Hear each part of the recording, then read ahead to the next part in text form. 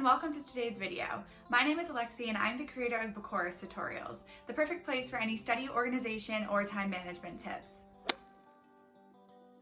Today's video is the second in a three-part series all about 21 habits that you can put into place in 2021. This series, as I mentioned, is broken up into three parts. The first being study skills habits, the second being organization habits, and the third being time management habits.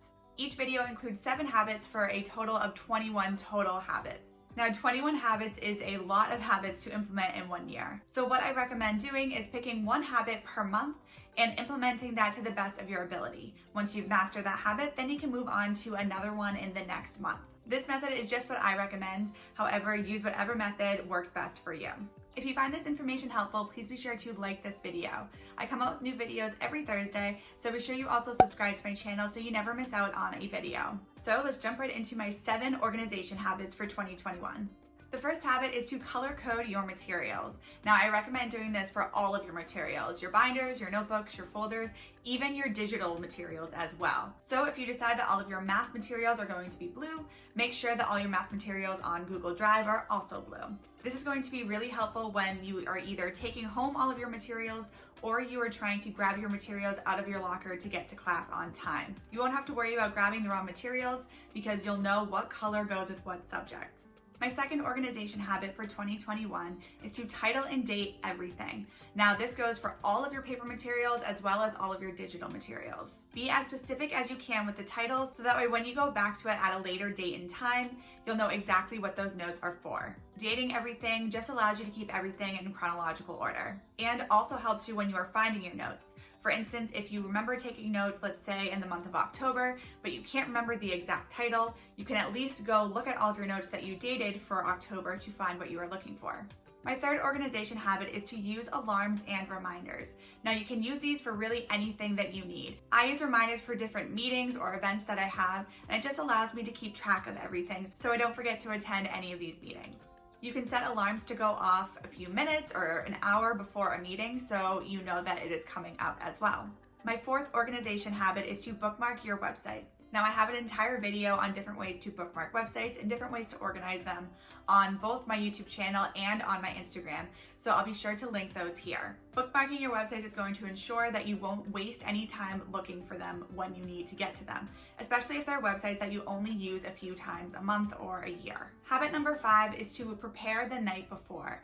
Now, I am not a morning person, I never have been, and so I really try to get into the habit of preparing my bag, my lunch, even my breakfast, maybe even laying out my clothes the night before. This allows me to have a nice, easy morning and lets me know that my bag is ready and packed and I haven't forgotten anything in the hustle and bustle of the morning. My sixth organization habit is to use a planner. Now, it can be a paper planner or a digital planner. I typically use both depending on what it is that I'm trying to plan. No matter which method you use, you just want to make sure that you write down any important information. This is going to help ensure that you don't forget this information. So you can write down if you have a test, quiz, an assignment due, and their due dates. You can write down if you have any meetings or practices that you need to attend. Just be sure that you write down all of this important information so you don't forget it at a later date and time. My seventh and last organization habit is to make sure that whenever you start something new, you're starting it in its correct place. What I mean by this is if you are taking notes for a class, don't write it down on just a piece of loose leaf paper. Make sure that you write it in its place, in the notebook or in the binder for that class. Don't just open up a new Google Doc anywhere in your Google Drive.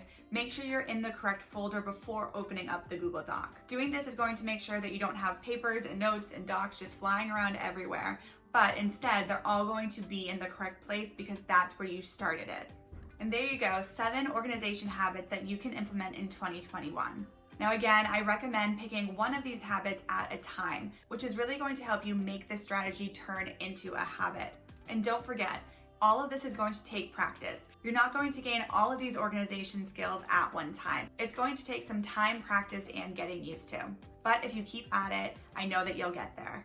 I hope you found this information helpful and are able to implement some of these habits into your lifestyle. If you've not done so already, please be sure to subscribe and check back for more videos. Thanks so much for watching, and I'll see you next time.